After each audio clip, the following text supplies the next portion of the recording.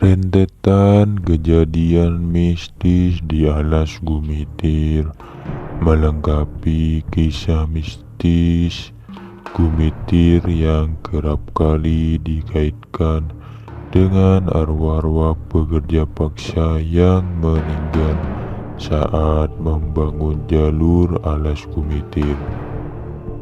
Banyak dari pekerja paksa ini meninggal karena kelaparan, karena bekerja terus-menerus tanpa mendapatkan upah dan makanan yang layak. Penduduk sekitar percaya bahwa arwah-arwah tersebut masih di sana dan menjadikan alas Gumitir rumah.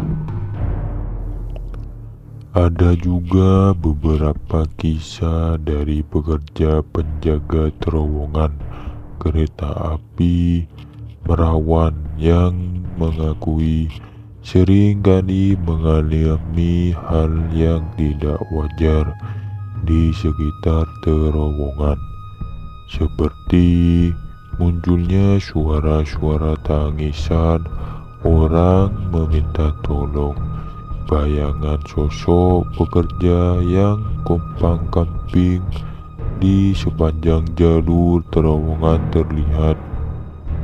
Konon sosok mereka adalah para pekerja paksa yang mati kelaparan akibat Romusa.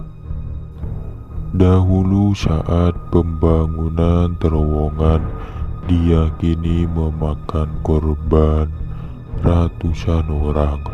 Awal mulanya memperkerjakan 100 tenaga paksa yang diperintah untuk membangun terowongan pada masa penjajahan Belanda. Namun yang selamat hanya 5 orang. Sungguh ironi sekali. Ratusan mayat tergeletak menderita saat pembangunan jalur ini. Alas Gumitir juga menjadi tempat pembuangan mayat-mayat anggota PKI. Konon mayat anggota PKI ini dibuang dan disebar di beberapa tempat di alas Gumitir. Kira-kira lokasi pembuangannya berada di Watu Gundang, yang mana merupakan titik tertinggi jalan raya lintas Gumitir. Selain pasar setan, alas Gumitir juga menjadi lokasi berdirinya patung Gandrung, ikon kota Banyuwangi. Patung Gandrung ini dibangun sebagai penanda bahwa pengendara telah memasuki kota Banyuwangi. Bukan sekedar patung, banyak saksi yang mengatakan bahwa mereka melihat posisi tangan patung Gandrung ini berubah-ubah seolah sedang menari. Selain jalanan, Gumitir juga punya bangunan horor. Bangunan ini sudah ada sejak era Belanda. Sekarang sudah menjadi milik PT PN 12. Nah, bangunan ini adalah villa karena ada di kawasan Gumitir. Artinya, bangunan ini punya panorama yang indah banget, tapi sekaligus juga horor yang kebangetan. Dulunya bangunan villa ini masih digunakan untuk tamu PT PN 12, tapi lama-kelamaan bangunan villa itu terbengkalai begitu saja, bukan tanpa sebab, karena banyak banget kejadian mengerikan saat menginap di situ.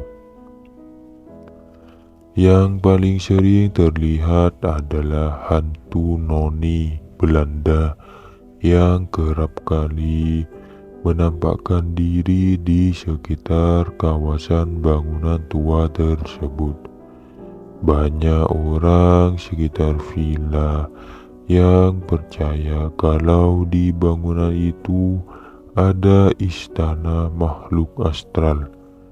Lebih horornya lagi, di kawasan tikungan tepat di depan jalan villa itu sering ada kecelakaan yang memakan banyak korban. Ada juga kisah yang sempat geger di kalangan media sosial dan portal berita, bahwasanya ada sosok penampakan hantu yang tiba-tiba mendadak digonceng oleh para pengendara motor yang melintasi Gumitir sendirian saat malam hari. Pengakuan ini dinyatakan oleh beberapa orang yang melihat langsung dengan mata kepala sendiri. Ada pernyataan salah satu kru bus jurusan Jember Banyuwangi yang menyaksikan kejadian ini. Saat itu sekitar malam hari bus melintasi kawasan jalur Gumitir. Sekitar 15 menit pertama melewati jalur Gumitir, tak ada yang aneh. Semua wajar. Tapi ketika berada di trek lurus, seorang pengguna motor mendahului bus dan berkendara tepat di depan bus. Kemungkinan pengguna motor tersebut mencari tambahan pencahayaan karena kondisi jalur Gumitir saat malam hari benar-benar minim penerangan. Tak lama, kondektur bus terdengar meminta sopir untuk menyalakan lampu dim. Bukan meminta pengendara motor untuk minggir, tapi sebagai isyarat karena kondektur melihat hal janggal. Tapi si pengendara motor tak peduli hal itu. Sampai akhirnya sopir harus mengklakson beberapa kali hingga menimbulkan pertanyaan dari para penumpang. Awalnya hanya kondektur, sopir, dan kernet bus saja yang sepertinya menyadari hal tersebut. Tapi rupanya seorang ibu yang duduk di deretan bangku kedua dari depan ikut mencari tahu. Setelah melihat si ibu histeris dengan apa yang dia lihat. Singkat cerita, hampir semua penumpang bus melihat bahwa si pengendara motor membonceng pocong. Si pocong duduk menyamping dan terlihat anteng. Seisi bus hanya bisa berdoa melihat hal itu. Sampai melewati gapura perbatasan Banyuwangi Jember, barulah penampakan pocong yang duduk di jok belakang motor itu hilang. Terima kasih semua sudah menemani kita hari ini dalam cerita horor kali ini. Semoga kisah-kisah yang telah kita bagi bersama dapat menghibur, menginspirasi, dan mengajarkan hal-hal positif kepada kalian yang di luar sana. Jangan lupa untuk tekan tombol like, share, dan subscribe untuk tetap terhubung dengan kami di YouTube Cerita Horor.